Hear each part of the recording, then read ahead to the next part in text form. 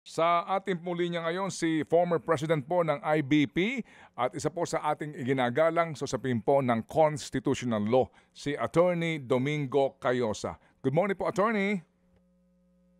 Good morning, Ted and DJ Chacha. Magandang Apo. umaga po sa ating mga kababayan. Salamat sa panahon. Attorney, ano po lamang muna, kasi ngayon naguguluhan po kami no, sa panonood namin sa mga sinasabi po ng gobyerno. Pwede ho ba ninyo kami muna bigyan po ng edukasyon? Kapag ho ba ang isang Pilipino ay dalawa ang pasaporte, meaning dual citizen siya, ano man po yung isang passport pero Philippine passport holder siya, opo. At kung sakasakali po, no, na meron na siyang arrest warrant sa Pilipinas, hindi pa canceled ang kanyang Philippine passport, opo, at meron siyang isa pang pasaporte, paano ho siya mauobligang pauwiin sa Pilipinas?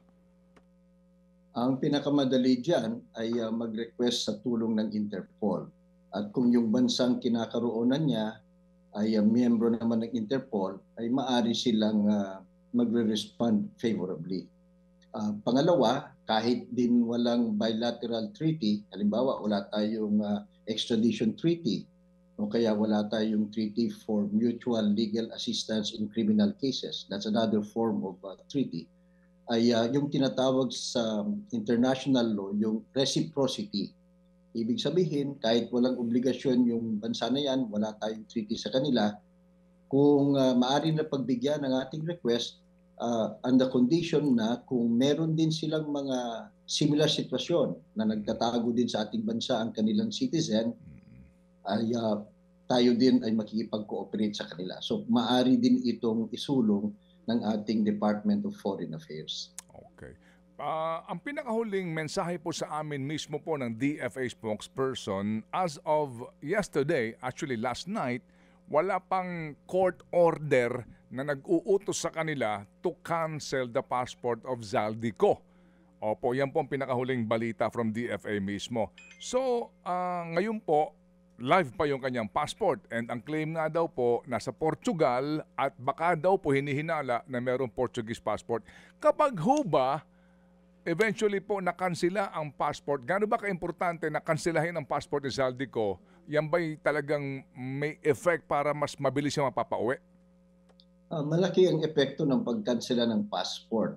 Kasi nga, kung kinansel ng iyong home country ang iyong passport, ang lalabas niyan, undocumented alien ka dun sa bansa na yon, no? Assuming wala kang ibang passport, no? So, since undocumented alien ka, usually in practically all the countries of the world, kung wala kang passport, undocumented alien ka, in their own national laws, immigration laws, pauuwing ka talaga dun sa pinanggalingan mong bansa. So, yan ang legal effect.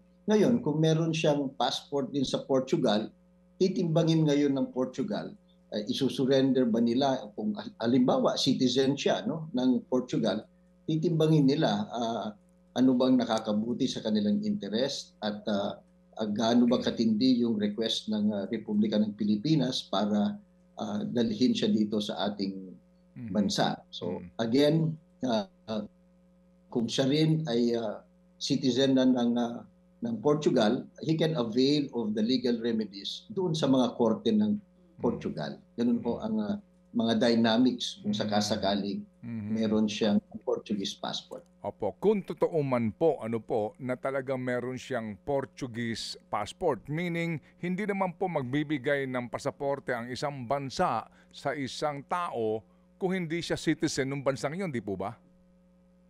Oh, but kung ang basihan ng kanyang pagkaroon ng passport ay yung tinatawag na golden visa, meron ho kasing pag nag-invest ka, I think it's 500,000 euros yung investment mo. Kaya 250,000 euros pag donasyon mo sa culture and national heritage. Ang dun sa kanilang batas, you can apply for citizenship after 5 years. Opo. Hindi natin alam kung citizen na siya or hindi. But regardless, no, whether citizen siya or passport lang, meron namang mga ibang international commitment ang Portugal. Halimbawa, Ted, hindi alam ito ng marami, pero ang Portugal, kagaya ng Pilipinas, isa ho ito sa 192 countries na pumirma dun sa United Nations Convention Against Corruption. Mhm. 2003 pa ito. Ginanap sa Merida, Mexico ito eh. So that's why it's called Merida Convention. But it's really an international convention na o treaty na kung saan yung mga pumirmang mga bansa ay nangako mag-cooperate, sugpuin ang korupsyon. So maari ding i-invoke ito ng ating gobyerno para hikayatin o i-request ang Portuguese government to cooperate with us.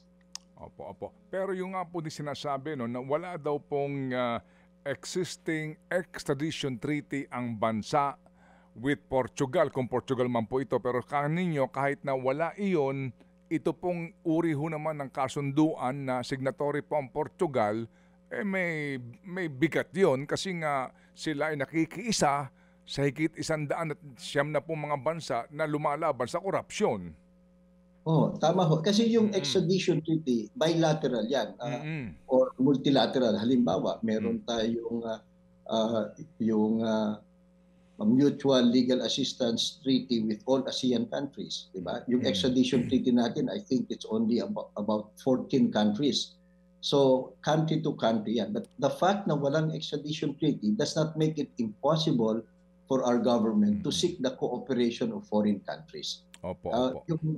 Stricto ho sila sa European Union against corruption. So, mahihiya din ang Portugal na ikwakodol yung isang big time na pinaghihinalaang mandarambong sa ating bansa dun sa kanila. At the same time, they talk about anti-corruption at stricto sila sa Europe. Yan. So, tinitimbang din ho nila yan sa kanilang pag-evaluate kung mag-cooperate ba sa atin o hindi.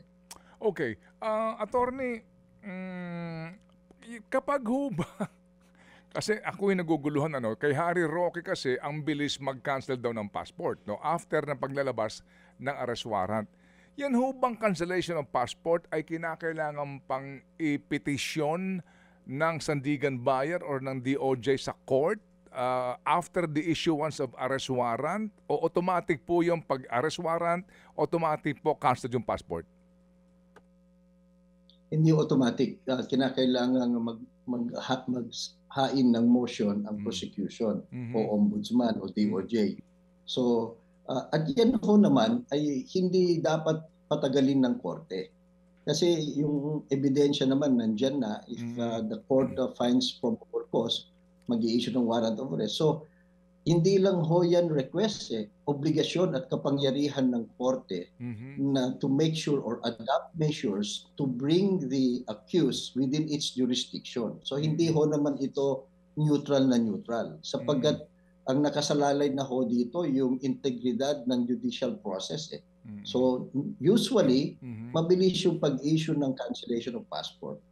Opo. So, kumbaga po, dito nga, in this particular case involving Zaldico, na meron ng arrest warrant, dapat ang ombudsman maghain ng petisyon, Opo, sa hukuman to cancel the passport of Zaldico.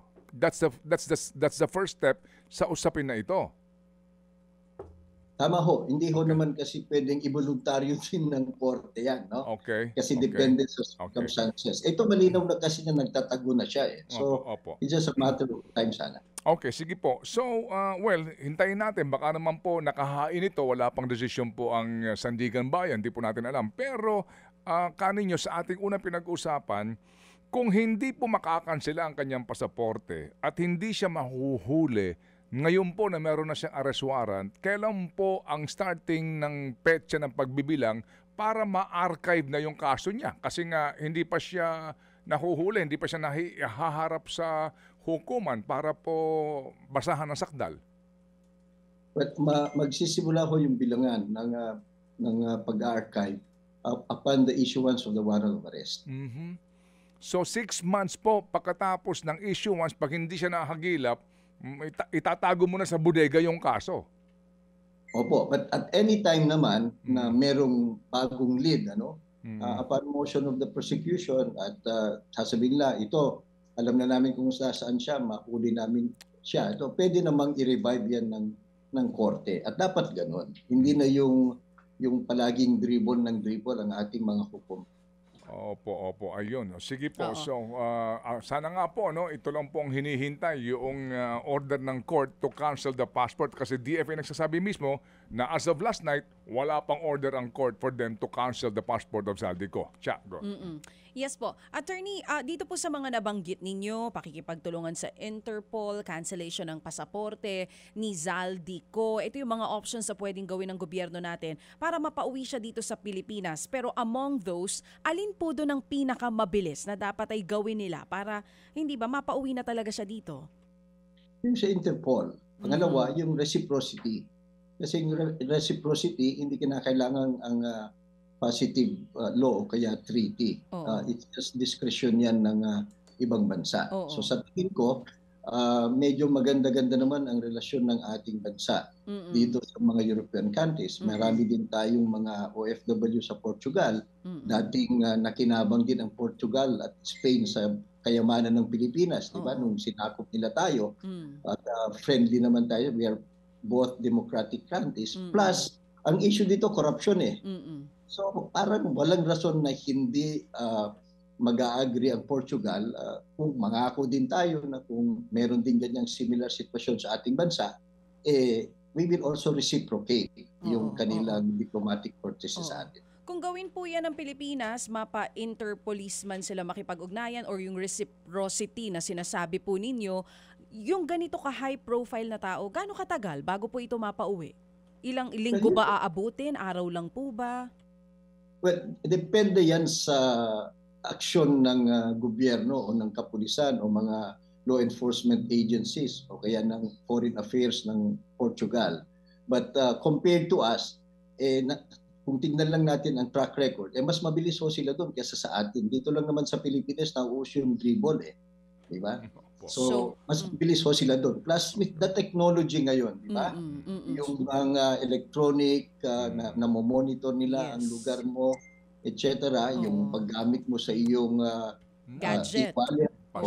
Ganyan. Lahat ho yan. Yung mga pag-book mo, madali na lang nilang gawin yan. So, kung gugustuhin nila. At talagang nakikiusap dapat ang ating bansa with the Portuguese government. Okay. Malinaw, sige. kung gugustuhin. Opo, kung gugustuhin nga po.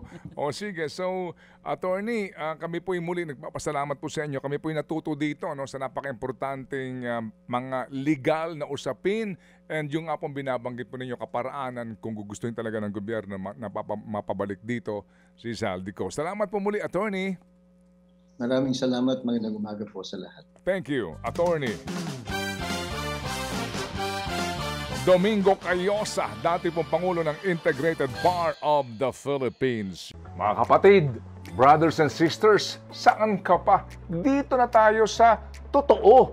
Dito na tayo sa True FM. Mga kapatid, mag-subscribe and follow po kayo sa social media accounts ng True Network PH. Yan po kami, hanapin nyo lang True Network PH, Facebook, Instagram, YouTube, TikTok, and podcast. Mapa Apple or Spotify man yan, mahahanap nyo kami. Lahat ng mga napapanood at napapakinggan nyo po sa programa, nasa social media accounts namin yan. So paano mga kapatid? See you sa social media!